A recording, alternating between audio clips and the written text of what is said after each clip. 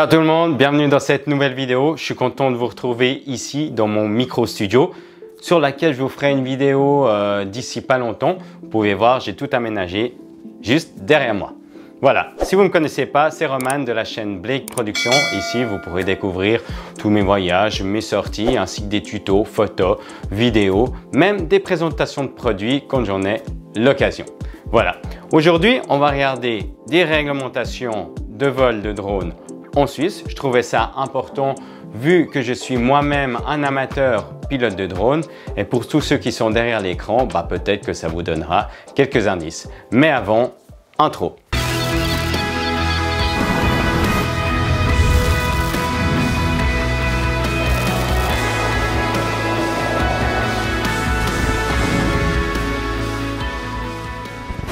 Commençons tout de suite par regarder la législation européenne. La nouvelle loi va rentrer en vigueur normalement d'ici janvier 2021. Mais pour nous les Suisses, c'est pas pareil. Car le Conseil national ne souhaite pas que les modèles réduits d'aéronefs soient soumis aux mêmes lois que les drones.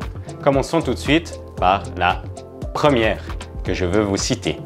Survoler un mouvement de foule en drone. Vous avez le droit, vous n'avez pas le droit. La question est vite répondue. Si elle possède plus de 24 personnes, vous devez respecter un rayon de 120 mètres aux alentours. Si c'est moins, il n'y a aucun problème. Sur ce fait, vous pouvez quand même demander des autorisations sur le site que je vous montre actuellement. Ce sont des autorisations qui ne sont pas compliquées à avoir. Il faut juste les demander assez en avance.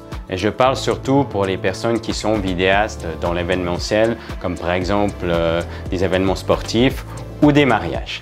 Si on continue par rapport au survol des personnes, sachez une seule chose, si on peut apercevoir ou reconnaître leur visage, il faudra leur demander une autorisation, qu'elle soit postée ou pas sur des réseaux ou diffusée par tout autre moyen. Deuxième règle très importante, les zones aéroportuaires. Et oui. Il y a eu déjà beaucoup de problèmes à travers le monde parce que bien sûr des petits malins voulaient aller filmer au-dessus des aéroports, mais sachez qu'en Suisse, c'est strictement interdit. Vous devez respecter un rayon autour des aéroports de minimum 5 km. Donc franchement, tout ce que je peux vous dire, faites pas les cons car c'est amendable et c'est punissable par la loi. Aussi, pour les réserves naturelles ou les réserves des oiseaux nationaux ou les endroits qui sont interdits à la chasse, vous n'avez aucun droit de survol. Pourquoi? Tout simplement parce que les animaux ne sont pas du tout habitués à des bruits comme les drones. Respectez ça aussi, la nature, elle est belle, mais quand on ne peut pas la survoler, on trouvera d'autres moyens. Vous avez un plafond de vol en Suisse qui est de 150 mètres, mais sachez qu'à cette hauteur-là, vous avez déjà une super vue aérienne, je peux vous le dire. Ensuite, pour tous les drones qui sont égales à 500 ou qui dépassent ce poids-là, doivent avoir une RC avec un plafond de 1 million pour tout dégât au cas où si le drone devait venir endommager des objets en chutant. L'âge minimum pour voler est de 12 ans et bien sûr, la chose très importante à respecter, vu qu'on sait que les drones, plus ils sont loin, plus ils sont petits et moins on les voit, vous devez voler à vue. On sait qu'on ne respecte pas tous cette loi-là, mais si vous êtes en dessus d'une forêt ou bien de paysages divers, il y aura peut-être moins de risques si vous êtes en zone urbaine. Pendant qu'on est sur le sujet des drones, je voulais quand même finir cette vidéo parce que pas mal de personnes m'avaient posé la question avec quel drone commencer quand on n'a jamais piloté. Alors c'est vite vu, je vais vous en proposer 3. Je les ai juste ici. Alors le premier est le Mavic Mini. Enfin aujourd'hui c'est le DJI Mini 2 que DJI vient de présenter. Il est robuste, tout petit, très léger, il filme en 4K. Et il est très simple à manier. En deuxième, je peux vous présenter le Mavic Air 2 qui est mon drone actuel, une petite merveille pour les pilotes agréés avec lequel vous pouvez gérer pas mal de choses au niveau de la photo et de la vidéo.